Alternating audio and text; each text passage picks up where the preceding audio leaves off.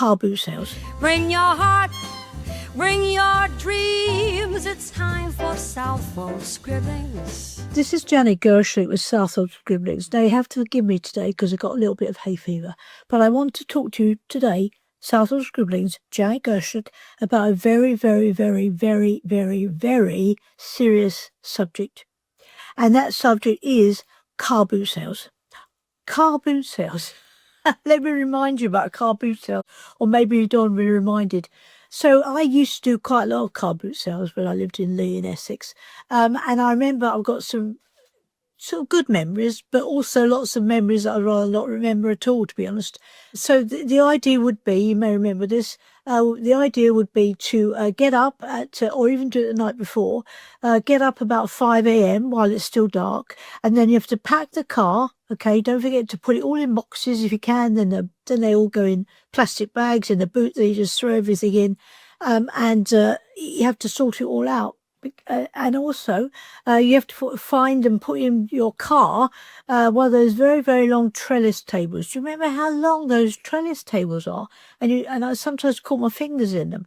So you've got to find one of those, or borrow one of those, or buy one of those, and put that in your car as well. So it's quite a lot of organisation and packing and everything that goes into attending a car boot sale. So I have been to car boot sales. I'm going to say the word car boot quite a lot, I think, in this Southwold Scribblings. I can't think why. So I had car boot sales. Excuse me. I think I've been to one, car boot sales that are so huge, like 400 stores, 400. And you don't really get a choice on where you can place your stall, because there are places that are on the end and no one ever looks like doors. And then after a while, people just walk backwards and forwards, backwards and forwards and backwards and forwards. And if you're in the wrong position, it doesn't help at all, really. So these people, okay, so they're walking backwards and forwards and backwards and forwards. You've got no guarantee they're going to buy anything from you.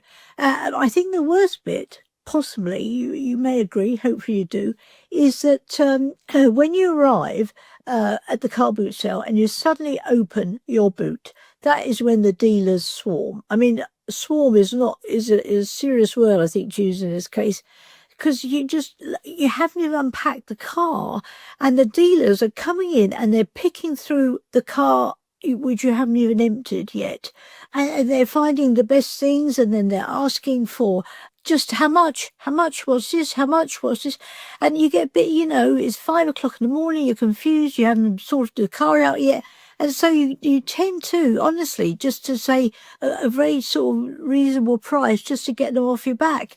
And then they barter with you, and then finally you think, yes, okay, just go away. So after that big swarm, then you have to set out your stall. And as I say, people tend to just walk past. They quite enjoy it, but that's not necessarily to say that they actually buy anything there.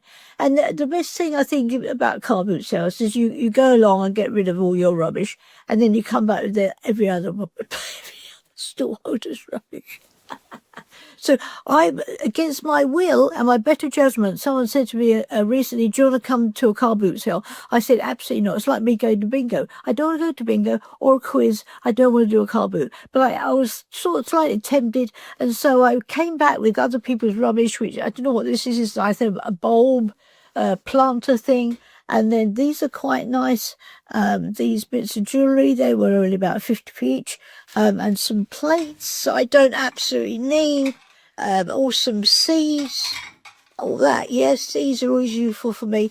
And I'd just like to finish and say, the worst bit about all of this, okay, is no one wants to buy anything for more than 50p these days. And the worst thing is, when they say, can I have your 50p? And can I then have it with the bag as well?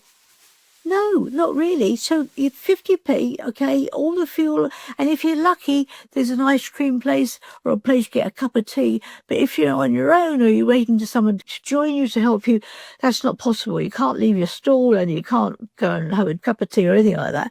Yeah, you could prepare it and take it with you, I suppose, in a flask, but no, let's live dangerously, that's what I say. So they want 50p, nothing more to fee. And a paper bag given in for free, for so much indeed. So I was trying to think about anything positive about car boot sales. So let me just think for a moment. anything positive about car boot sales. Let me think. No, nothing. I can't think of anything positive to say about car boot sales, except for you'll get a lot of rubbish out of your house if you're hoarding, and you'll come back with more stuff for other people's rubbish, which should just add to all your rubbish in your house. Okay, Janet Gershlick, Southwold Scribblings, say no to car boot sales. Take care, bye. When we met in Eskeeton, my heart got beaten at the car boot sale. I kept on your trail.